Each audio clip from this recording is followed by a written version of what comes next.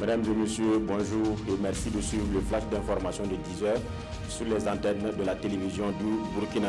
La 4e conférence des chefs d'État du pays membre du G5 Sahel a ouvert ses portes hier à Niamey au Niger. Sécurité et développement de la région sont au cœur de cette rencontre.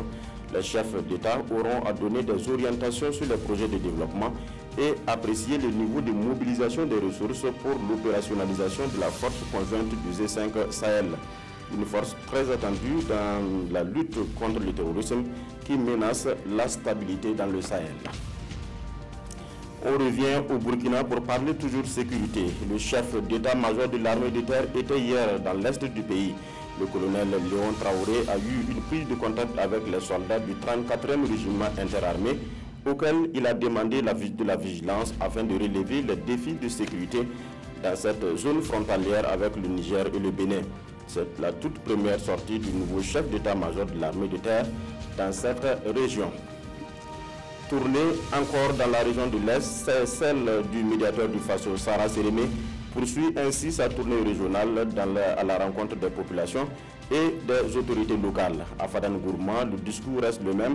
Au cours d'une audience foraine, Sarah Sérémé veut mieux faire connaître son institution et faciliter la saisine directe du médiateur du Faso par les administrés. À l'occasion, les populations ont eu droit à 3 communications suivies d'échanges.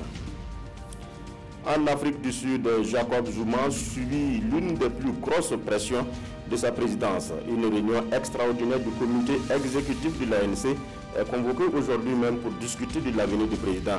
Face à une motion de censure au Parlement pour cause de corruption prévue le 22 février prochain, Jacob Zuma est en ballottage défavorable.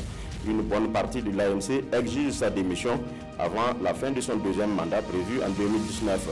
De son côté, Jacob Zuma a reporté à une date ultérieure son discours très attendu à la nation, initialement prévu pour demain.